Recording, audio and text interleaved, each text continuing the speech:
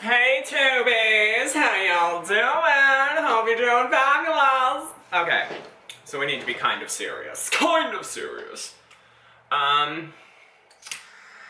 So I have a new altar. You're like, honey, we've seen this. I think. I don't know. I wanted to talk to you guys.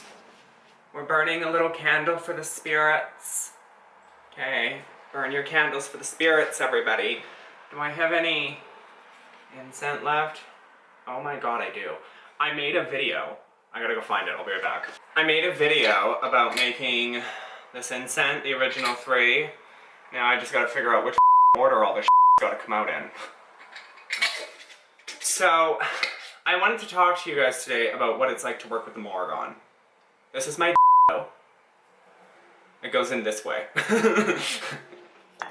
So you're probably like, can you tell us what is it like to work with Morrigan? Who's allowed to work with Morrigan? Because there's a lot of really sketchy information out there.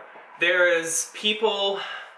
This isn't very prevalent in the YouTube atmosphere, at least that I've seen, so forgive me, but I've definitely seen this a lot in Facebook groups. So the Morrigan apparently only works with females. I call bullshit. The Morrigan calls to you, you don't call to her. I don't know if that one's bullshit, because I did call to her, but I feel like she's been calling to me long before I called to her. And the Morrigan doesn't around. That is not bullshit, that is complete truth. Oh, we gotta turn that on.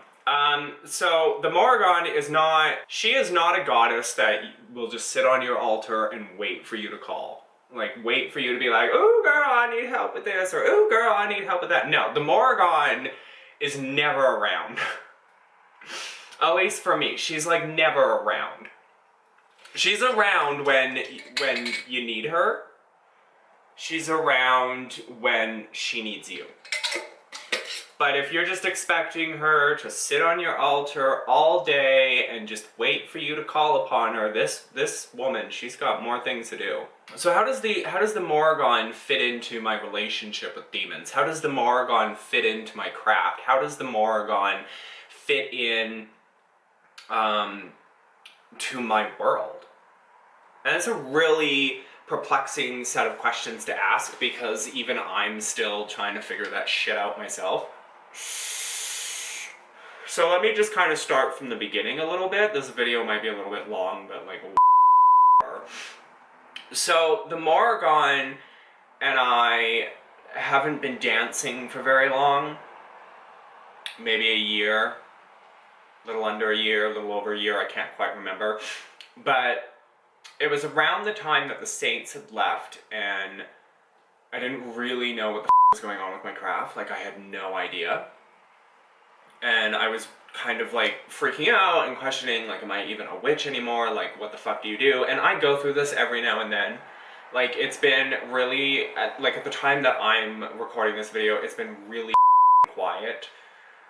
Even all the way through Samhain. It's because there's nothing to do.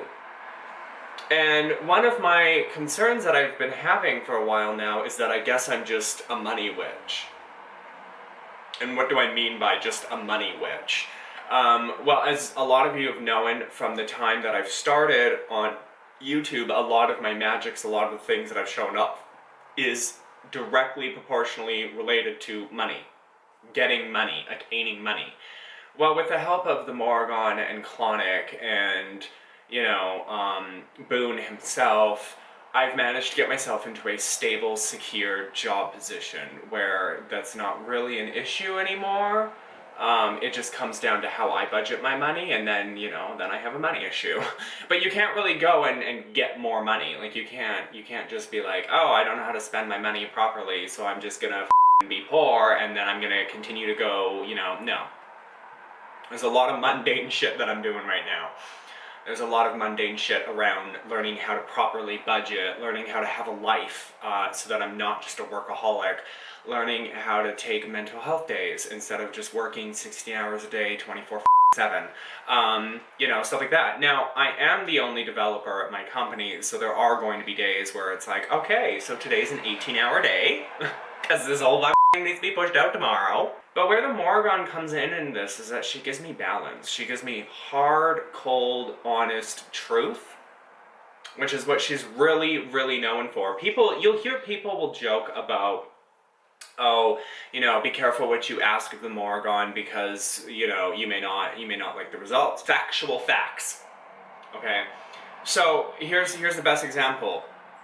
When I was trying to find a job late last year in 2018, because by the time you guys see this, it'll be 2020. Takes me forever to get these things out, okay? So in 2018, at the end of 2018, I was like around from September to December, I was desperate. Like even all the way up until like April, I was really desperate. Or maybe it was March. I think it was March.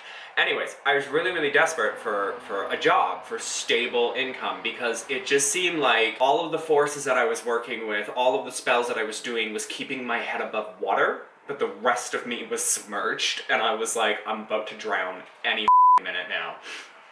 So I'd reached out to Clonic, I had reached out to the Morrigan, I had reached out to Boone, and I said, listen, you need to destroy everything. I don't give a what you do. Like, you need to destroy it all.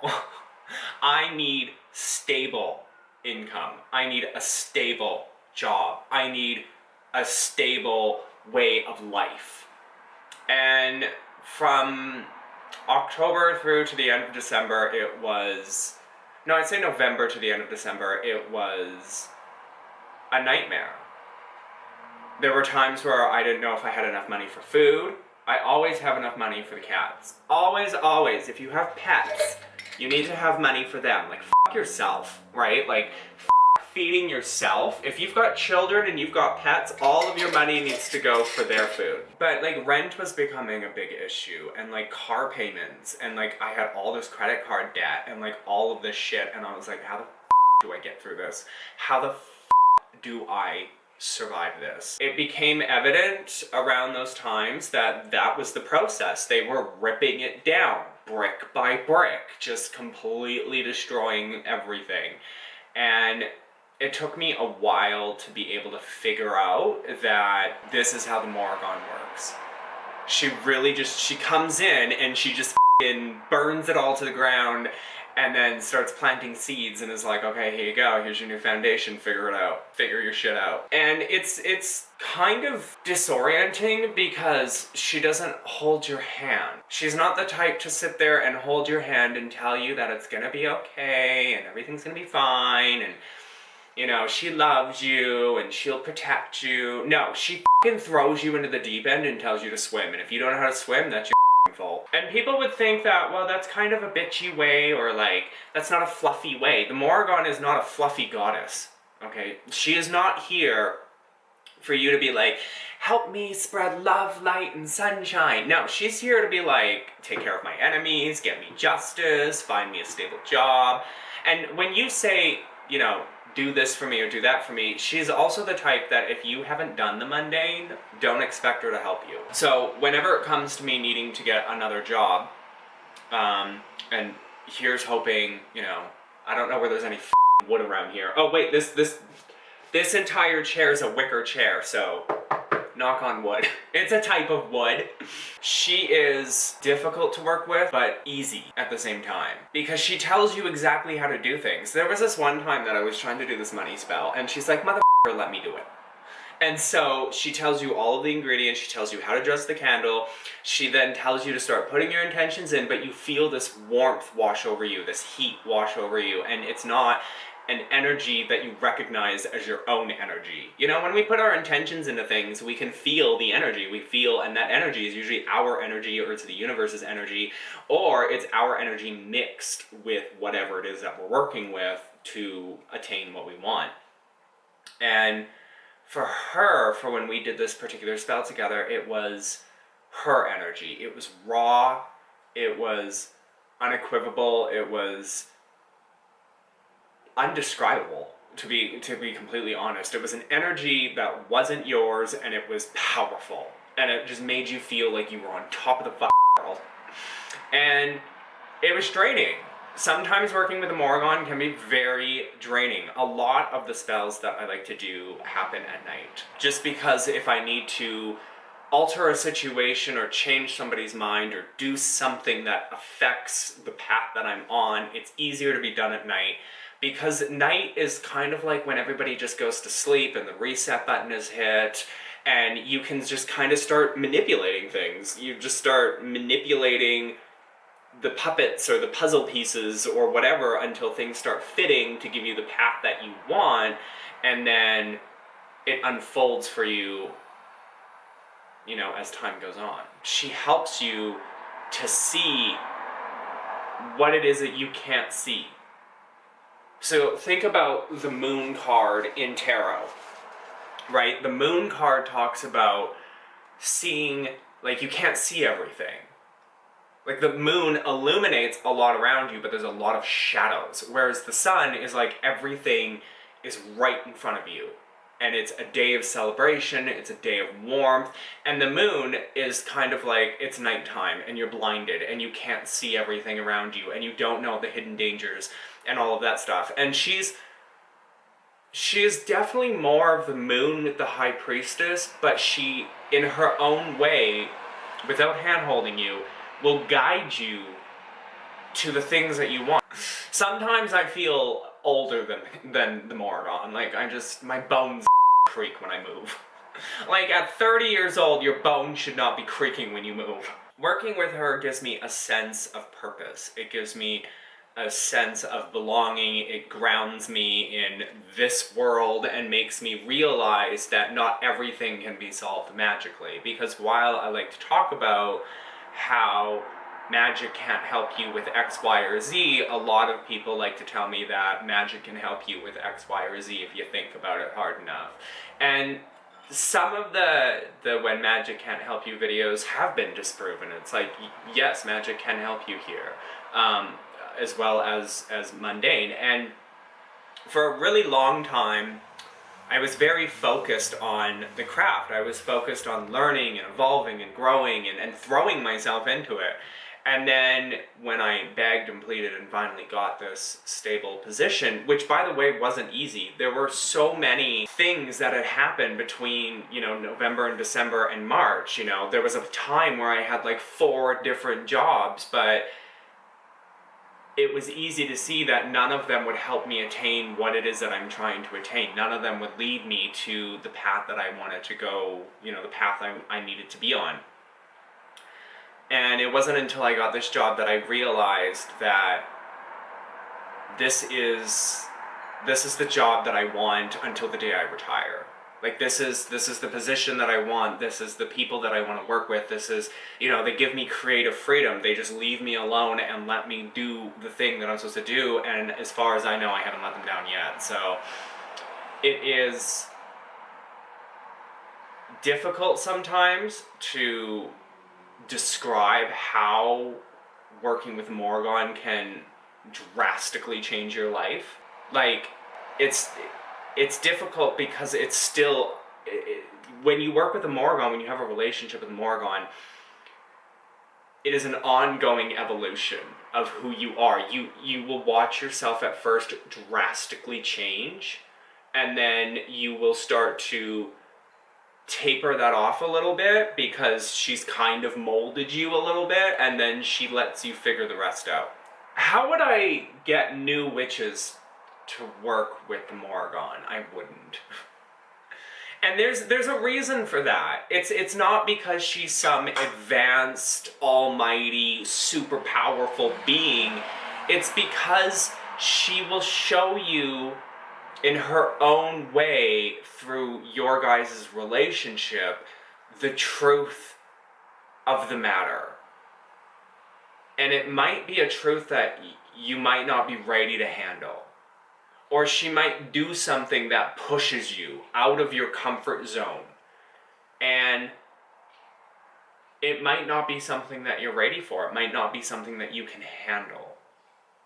And that's where I think some people get into trouble with working with her, is because they expect a type of relationship that they hear talked about on YouTube. They expect a certain kind of behavior, a certain interaction, a certain way of communicating. You know, like, oh, Joey Morris works with the Morrigan this way. I guess that's the only way you can work with her. Or somebody else works with the Morrigan this way. I guess that's the only way you can work with her. Or I read this book and it says you have to work with the Morrigan this way. And that's not true at all. You know, books, YouTube, internet, Pinterest, Instagram, whatever, they give you ideas, but they don't give you everything. It's from those ideas that you build and create your own relationship that is yours with the Morrigan. And whether you share that relationship publicly or not, it will always be your relationship. And you can't have a relationship that is wrong in the eyes of somebody else with a god or goddess or any entity.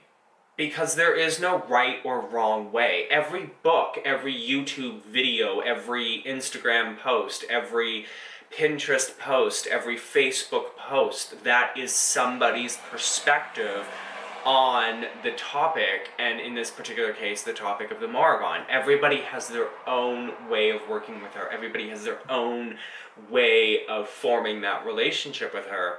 And you'll find between some people the relationship might be similar, but it's also different. She loves to work at night. For me, at least. I don't know about you, but for me, she likes nighttime. She likes when the lights go down, when the candles get lit, when the incense burns, when it's like 9 or 10 o'clock at night. Like, those are her hours. Like, that's when she likes to play, whatever play is. Like, she's great if you want to curse a bitch. She's amazing if you want protection. She's great for money, she's great for love, she's great for all kinds of things. But she goes into it with a smash everything down, at least in my perspective, a smash everything down, right down to the ground, and then she says, here, build something off of this. Or she'll give you an opportunity, just a glimmer of an opportunity, just a chance for you to see what the world could be like if you went down this path. You know, whether that's in a dream, an astral travel, whatever. And from there, it's really up to you to make the choice to go that way. You know, like I said, she doesn't hold your hand. She's not here to be like, it's gonna be okay, little Timmy. I'm gonna kiss your boo-boos, and I'm gonna hug you, and take away all your nightmares. No, this bitch is the nightmare. The Morrigan is a goddess that's meant to be respected. When you develop a relationship with her, it's easy to joke around with her. It is, because she does kind of have a sick sense of humor. Mine and her kind of humor is very and very morbid. Now, not everybody's going to have that relationship with the Morrigan. Some will have a more serious, more craft-oriented relationship. Some will have more of a teaching, where she will teach you things, she will guide you, she'll more or less tell you what to do type of relationship. Some will have a relationship with her where they think it's one thing, but in reality it's another thing. I have seen some people who state that they have a relationship with the Morrigan, but when you look at everything that you personally know about the Morrigan, you're like, how? Now, I don't want to say that those people aren't actually having a relationship with the Morrigan, but I'm pretty sure if I brought one of my friends into this conversation, they would say the same thing. Now, how does the Morrigan fit into my craft? Like, what does she do for me? She is the sole point of truth in everything. If I'm curious about a relationship that's potentially blooming, or if I'm worried that my job could go in a different direction, or if I'm worried that something's not going to work out properly, she is the sole point of truth. Because her and Klonick built this reality that I now exist in, this stable job, this paying off my debts, this ability for me to thrive when I wasn't able to thrive before, which has left a void in my craft of not knowing, okay, what do I do with my craft now? Because this is the other part, is that when she changes something in your life, it doesn't just affect that one thing. It affects everything. Working with the Morrigan is not how you would expect it to be, but at the same time, it's not the same for anybody. It's like working with any god or goddess, right? Like, your relationship with them is going to be different than the next person's relationship with them. But the Morrigan packs a punch. She tends to look at the situation and tear things down. So, before the camera cut off, or at least when it cut off, I don't remember, I was talking about how she ripped down everything around me, and it affected my magical life. It didn't just affect my job life, it affected my magical life. And what I mean by that is that she came in and she said, okay, what I see you currently doing a lot of is lots of money spells. Lots of bring me money, let me pay the rent, let me pay the bills, let me get the car payments going, let me, do all that stuff. Let me have food money, let me do this, let me do that. And she gave me that sense of security, but at the same time, she really drastically changed my craft. Because my craft before has always been about money and attaining money and having a sense of security and having a sense of knowing that if I need to go out and get groceries, I can just hop in the car and go get groceries. If I need to get vape juice, if I need to get weed, if I need to get this, if I need to pay this bill, if my car breaks down, like it did a while ago, the battery completely died, I can take care of all of that. And the Morrigan has given me this sense, this control over this aspect of my life. She has finally allowed me, through me, to take control. She's basically said, here, take the reins. And that's exactly what I did. And the consequence of that, though, is that my magical life is in upheaval.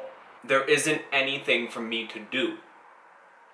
There isn't any reason for me to essentially, and this is a really dark, morbid way of looking at it, there isn't really a reason for me to practice the craft anymore.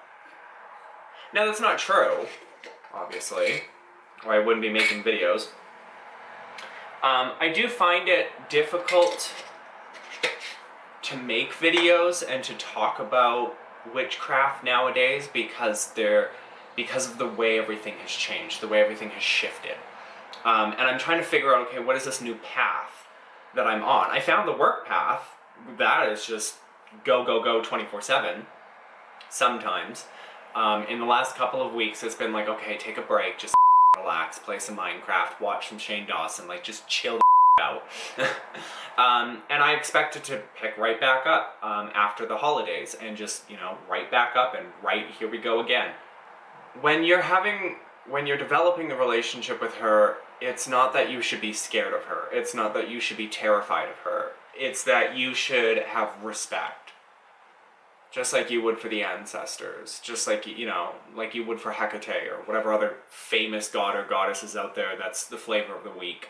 When you're working with Morrigan, it should be something that benefits both you and her. Because it's a very give and take relationship. It's a very do as I say, but at the same time figure it out yourself, but I'll be here in case you kind of misstep, because then I can just kind of just point you in that direction. And she's subtle. She's not, it's not, unless you're doing something really stupid, it's going to be subtle clues, subtle hints. She's very subtle in how she does things. She's great on, for me, she's great on imagery. I need that imagery because the way that she communicates doesn't work for me unless there are images in front of me that I can decipher meanings from, and she can just sit back and just be like, yes or no. That is my interpretation of what it's like to work with the Morrigan. It's confusing, it's perplexing, it's scary, it's awesome, it's interesting, it's a learning thing, it's constantly evolving, it's never the same, and if it was the same, I would be bored. I would be bored out of my mind. Trust. I would be bored out of my mind if it was always the same.